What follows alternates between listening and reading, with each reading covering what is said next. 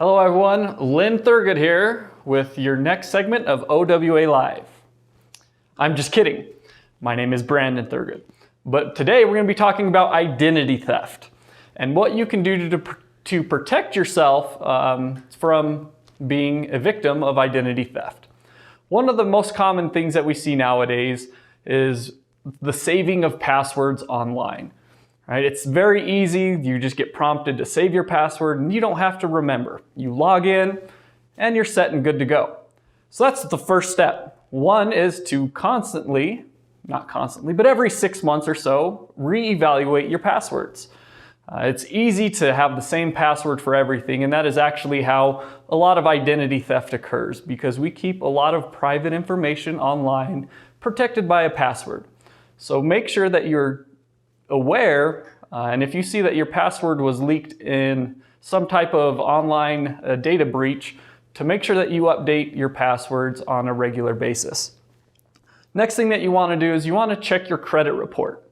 Now, you don't want to do this too often, but a lot of times you may not realize that you are a victim of identity theft until you get your credit report run for something, whether it's buying a new house, a new car, getting a loan for something, and you see that your credit report or your credit has significantly fallen. And it's hard at that point to make any corrections needed. So every now and then check your credit report to make sure that everything is still looking good. The other thing that we want to be aware of is this is a very important time of the year where we're starting to get our 1099s and our W-2s and all the information that has our name and our social security numbers.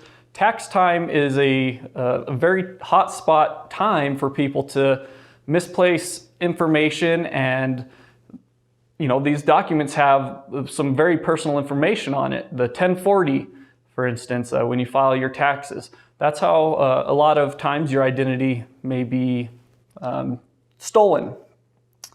So be aware. The IRS and a lot of these other agencies are not going to send you an email requiring you to provide bank information and all these other phony emails or texts. I get a text probably once a week from like an Amazon saying they failed to deliver my package. Please give me your address and your phone number and all this other information.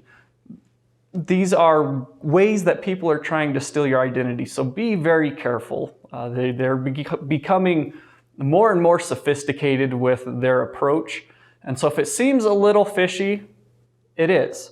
Call directly to whatever company is reaching out to you to see if it is them.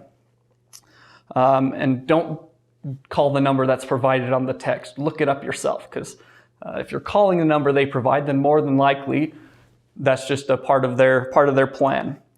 Another one is be careful with accessing the internet in public areas like the airports or coffee houses, because that's a quick and easy way for somebody to gain access to your computer. And if they gain access to your computer, then they have access to passwords and everything else, and it makes it easier for them to steal your identity.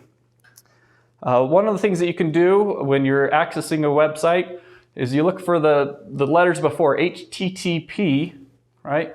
If you see a little S at the end, that is a good thing. That means that the website has the secure, it's encrypted, and that the information on that site is generally more protected and safe for you. So those are a few of the ideas and steps that you can take to protect your identity, because really anybody's identity can get stolen. It's not just those that are in retirement. We're seeing kids have their identity stolen, and many times you don't notice until 10, 15, 20 years down the road. So pay attention, be careful, and if it seems a little fishy, it probably is. So let's protect our identity. Again, this is Lynn, just kidding, it's Brandon Thurgood signing off today. Thank you all very much.